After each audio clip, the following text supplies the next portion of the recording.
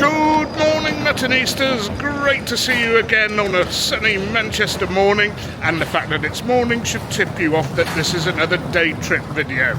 I usually go to Ireland when I make such videos, but I'm going to try something a bit different today to see if you all like it.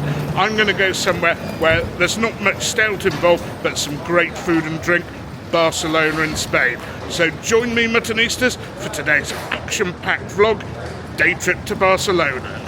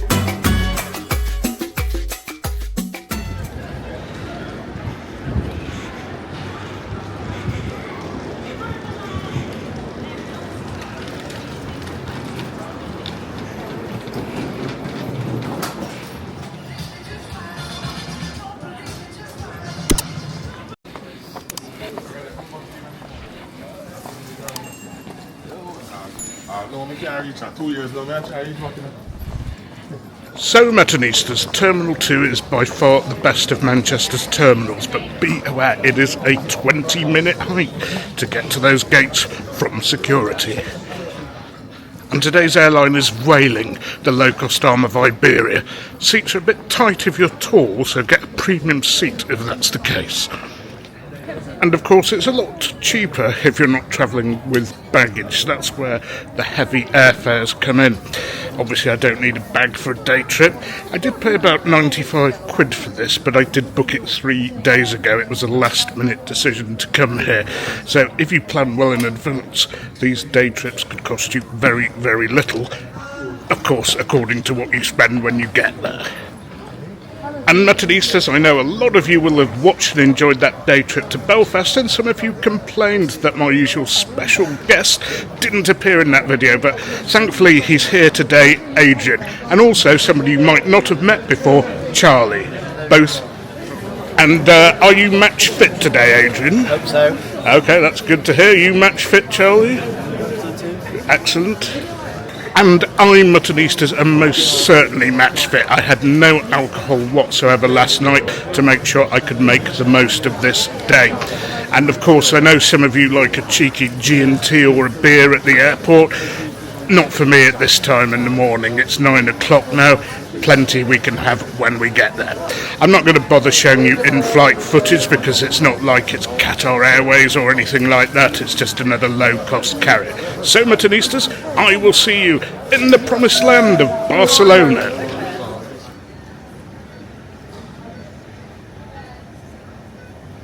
Okay, Muttonistas, we've arrived an hour and a half late, which is not good. The plane, of course, took ages to take off from Manchester, so we're going to have to set a fairly brisk pace, just like I did in Belfast. But whilst I'm waiting for Adrian and Charlie to come through immigration and customs, taking some water on. And make sure you go before you board, or maybe on the plane, because I noticed that when you come from a third country, not an EU country, you have to walk a long way, and I didn't pass any toilets until I'd gone past immigration. Anyway, let's hydrate and let's spring straight into action. Right, Muttonistas, as I said, no messing about. Straight to Barcelona's most famous market, La Boqueria. Lots of options here, whether it's seafood or meat. Unfortunately, Monday is a pretty bad day to come here. A lot of places closed, but it's the only day we had, but there are enough places open. Obviously, yes, it will be a bit touristy, but it's what we've got, and the quality is still pretty good, even if it's full of foreign tourists, like myself, really.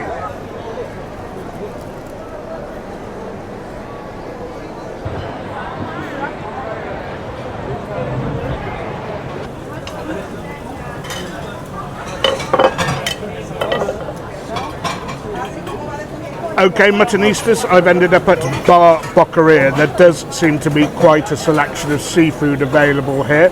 I had vague hopes of starting with brunch, but unfortunately, because of the delays with the aircraft and then the immigration, we've had to skip that and go straight into lunch for seafood. But would I cheat on you, Muttonistas, in terms of the amount of food consumed?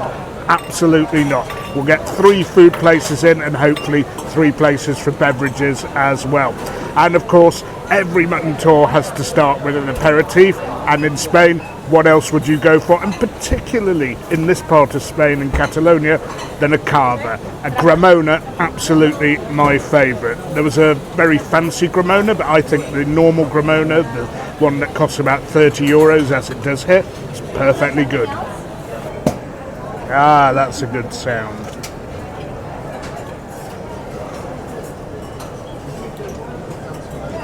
Oh yeah, as always, Cremona, the go-to carver, the dog's bollocks. Anyway, some food has arrived. A tuna tartare and chipperonis, baby squid, which are delicious when they're doused with citrus.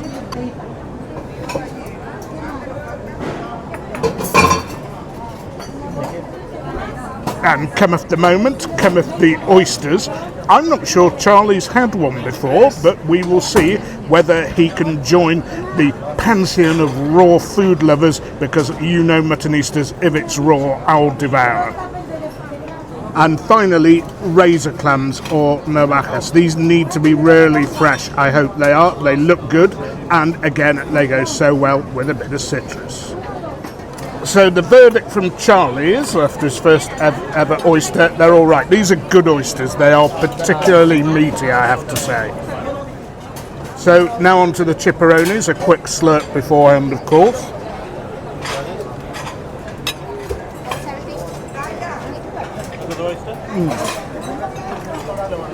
Always my favourite, always my favourite. They do squid and octopus really well here in Spain, but for me, these baby squids, the chippies or chipperones, are the best thing you can have in that department. And I know a lot of you think squid can be a bit rubbery, but that is absolutely not the case here. It's so tender. Right, now the razor clam. Now, this is something that's made me sick in Spain before, but I knew I was eating a bad one, or a portion of bad ones, when it happened, and I should have stopped eating. The signs are, if it's rubbery and gritty, then probably best to leave it. And that, Muttonistas, is the opposite of that. It's a good one. Another oyster to cleanse the old palate. And the tuna tartare has been mixed. I have to say, Muttonistas, it is a little bit unusual for tuna tartare to come with an egg. In fact, I don't remember ever seeing it come with an egg before. I've seen plenty of beef tartares come with an egg, and even a pork one. But let's give it a try. I'm not saying it's necessarily a bad thing. So here we go.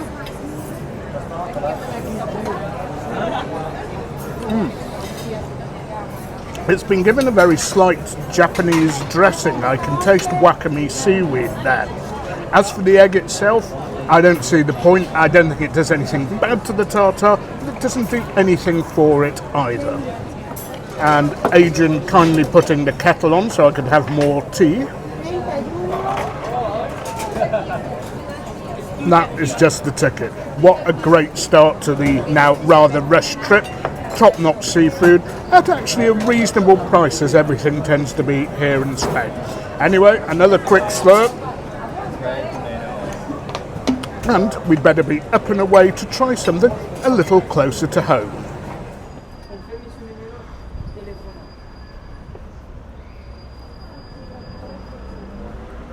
Okay, Muttonistas, the Bullman Irish pub.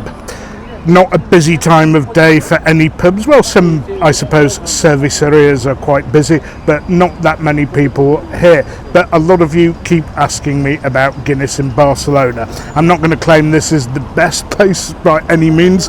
It's got a reasonably high rating, but again, I don't know how many have been pulled through. Only saw one other punter on the Guinness, but let's hope it's okay. Of course, Barcelona is somewhere you don't particularly come for Guinness, but I know a lot of you would like to know how it is and where to go. So after here we'll have a quick plate of ham and then hopefully fit in another pint of Guinness somewhere, and then after that off to another market for the finale, the pièce de résistance, the chuletón, the massive hunk of beef.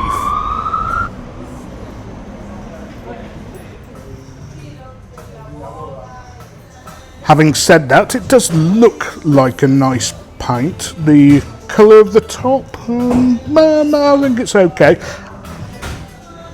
And I did come in before going back out and did watch the barman pouring, and he did indeed seem to pour it correctly. So I think this should be at least reasonable. I'm not expecting a creamer or an absolute creamer, but let's see, because I think it should be above average.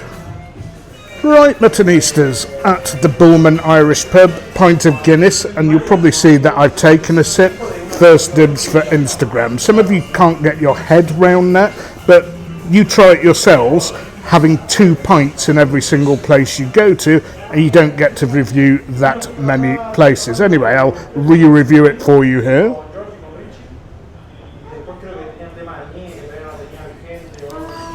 It's actually quite decent. Maybe just about a creamer. Very cold, obviously disguises some of the flavours, but I'd also say that apart from one Asian lady who had precisely 1 pint, I'm the only person on it, so I can imagine, when it's being pulled through, that it is a very decent pint. Of course, you don't really come to Barcelona for Guinness, do you? But a lot of you, I know, want to know where to go. So whilst I'm not saying this is the best place or anything like that, it's pretty good and you'll get something solid here. Anyway, Muttonistas, I'm going to finish this and we'll head off for some jamón ibérico at our next stop. Okay, Muttonistas, the hunt for jamón ibérico has led us to the Cellar de Tapas, Catalonian name, so I don't know exactly how to pronounce it. But whilst this might not be the best place, it is a place. I mean, you can't really carve ham, can you? Well, carving the ham, I should say. And they seem to have an interesting wine list with a local Priorat wine, which I find a bit hit and miss, so I'm keen to try it.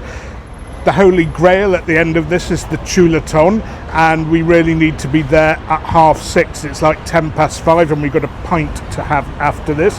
So I wanted to go somewhere that was en route to the next pub. So again, please don't write to me and say I can find better places to have ham in Barcelona. Sure, I can as well, but it's part of the day trip and it's on the route that we're taking, and I know some of you will want to replicate this route.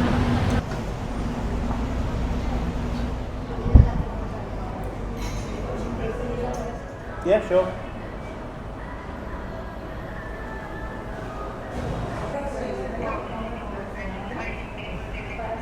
Okay, Muttonistas, jamón ibérico with pan catalan. What else would you have in Barcelona? We've probably gone a little bit light on the bread, but it took me ages, by the way, to work out that in Spain you actually pick this up with your hand and eat it. You don't actually use a knife and fork.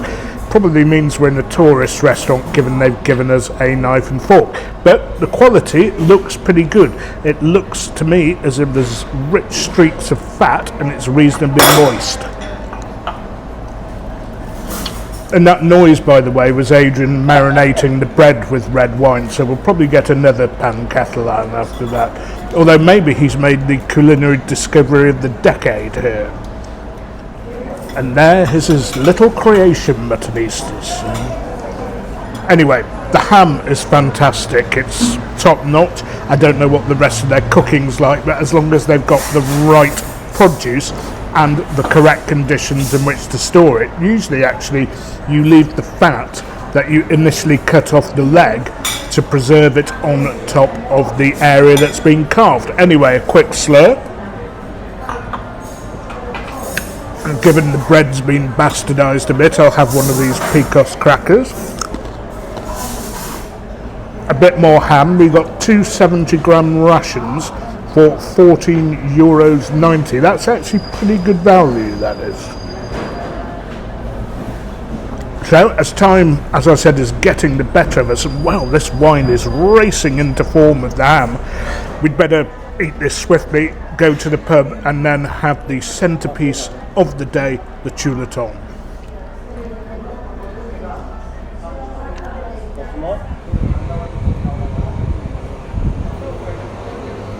Okay, Muttonistas, quick point before we move on for our massive steak, our ribeye chop, the chuleton, and we're at Scobie's Irish Pub, very famous Irish pub in Barcelona. I've just had a look inside and there are like 6 or 7 pints being lined up, settling and surging away, so I'm hoping for great things here. Okay, it's not going to be as good as Ireland, but I think we're on for a good pint here.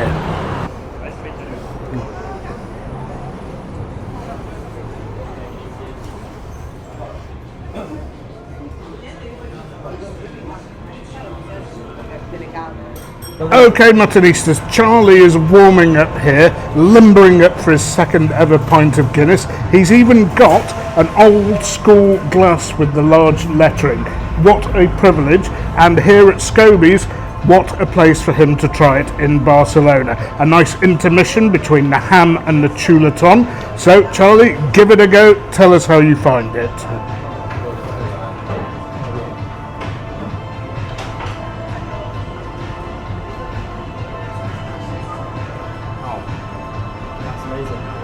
Well, glad to hear Charlie liked it. Now, a lot of you fanatics about splitting the G will go on, oh, he didn't split the G. It is not necessary. Just get through that white head into the black liquid. And indeed, mutton's your uncle. I've got a pint here myself. I've had my initial sip for Instagram. I've told you a million times before why I have to do that, because if I have 2 pints at every pub, I'll be absolutely slaughtered. But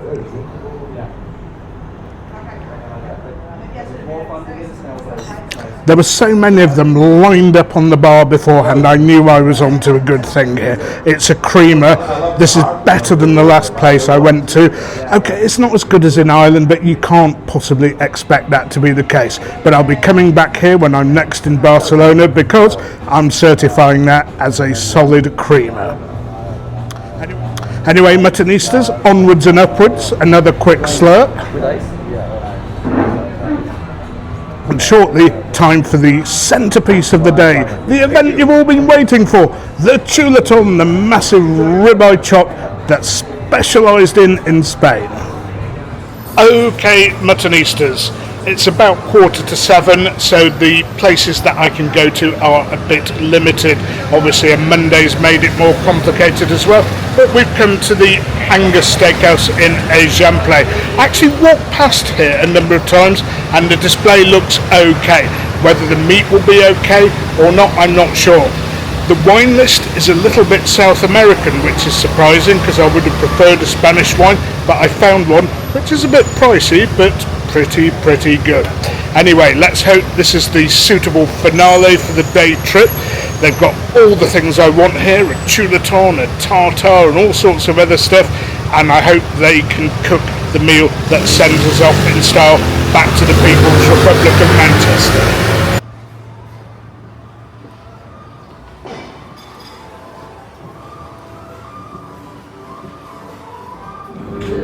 Right, Muttonistas, Primemutton carver, a beautiful drop actually, a little bit on the pricey side, but you know, in for a penny, in for a carver, and in for €1 when it comes to mutton tours. Enjoying this one, but the main thing here, along with the steak, is going to be the red.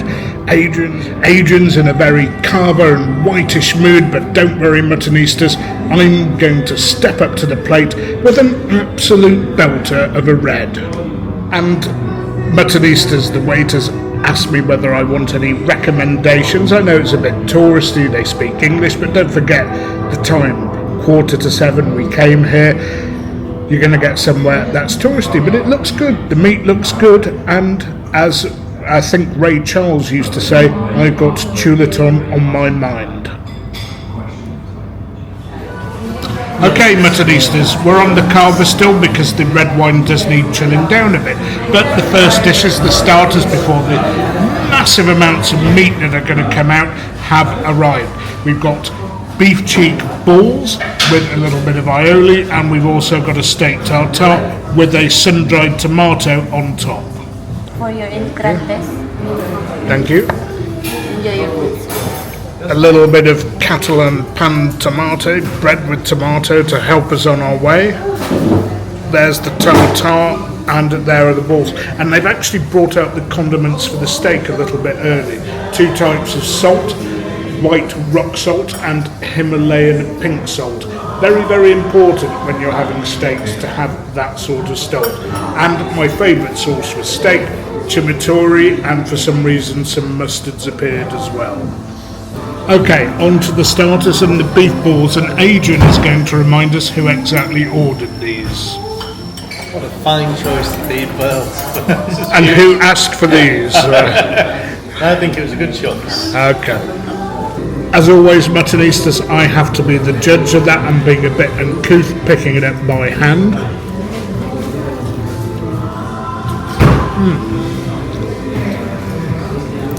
Squirty, oozy, beefy with that sharp taste of the aioli beneath it.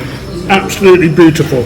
I wish I had a glass of red wine to accompany this, but you know, the meat has to take priority, so a quick slurp of carver instead. And Charlie is waxing lyrical about that beef cheek ball. Anyway, on to the tartare, which is very much my cup of tea.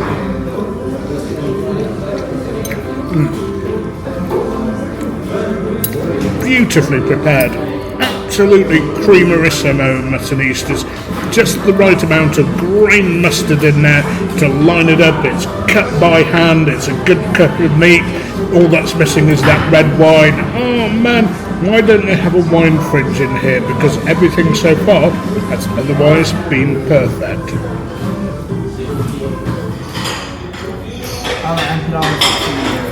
This is first time here in Barcelona. Okay, Muttonistas, now some empanadas have arrived, caprese style with cheese. Not the traditional beef, the minced beef style that you get often in Argentina, but I'm game for one of these myself.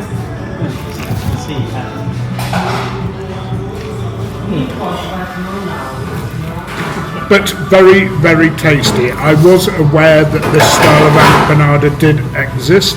It's got so much cheesy flavour, the pastry is beautifully, delicately crisp, and all we need now is some more tea liquor. Barman, waiter, get some more of this over here.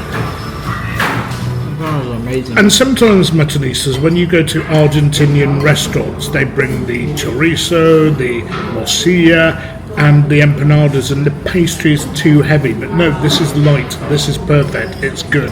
If the steak is as good as this, I will be in paradise.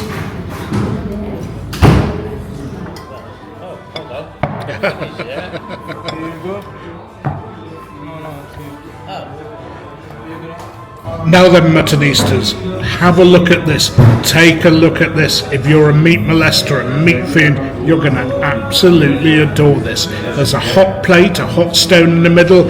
I'm not going to need it.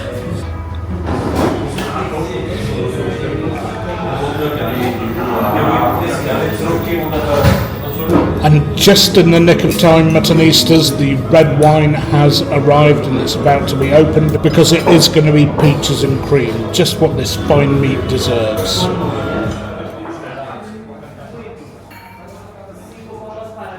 So Charlie's getting stuck in that. I believe he's a top order batsman when it comes to red meat, but I'm going to judge that for myself. And now time for the wine tasting.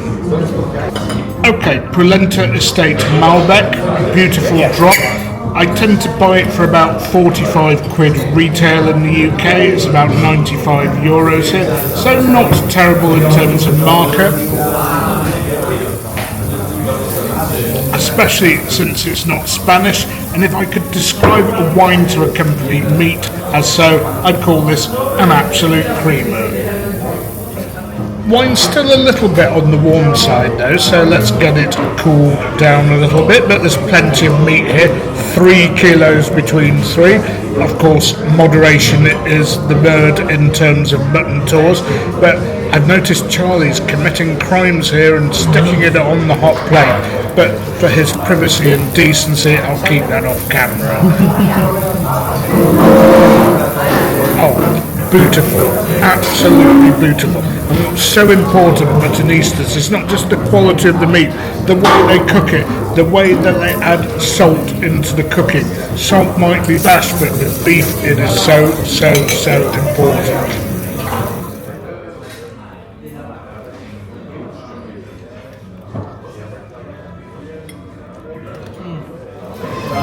Now muttonistas with the chimichurri, a lovely cut here. Wow, I'm looking forward to this.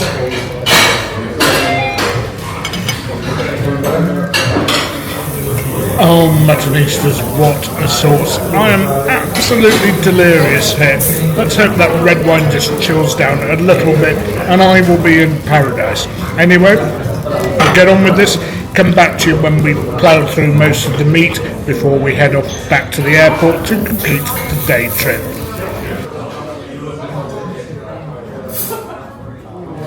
Okay, muttonistas, beautiful piece of meat, or 3 kilos of meat. We've finished off the flesh, but the bones are still remaining. Very important.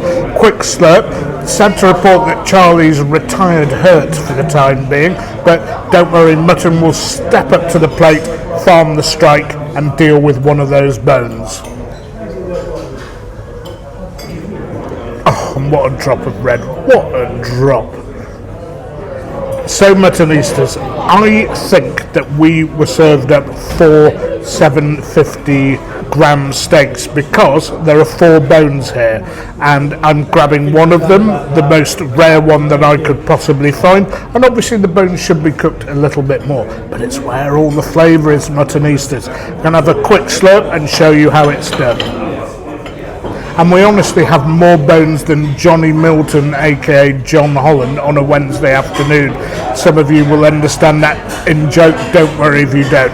But we tackle the bone from the fatty piece at the end.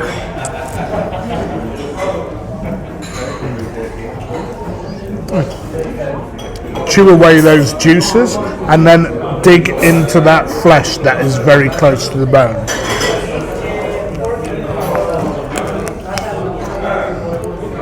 Oh my goodness.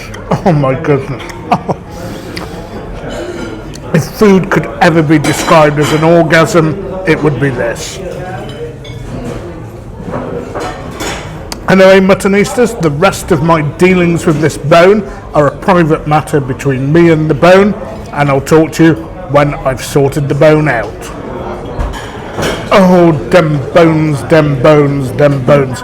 Wow, these are fantastic. The first one was the best. This one's cooked a bit more, but it's still absolutely rickissimo, right tasty, as they say in the northeast of England.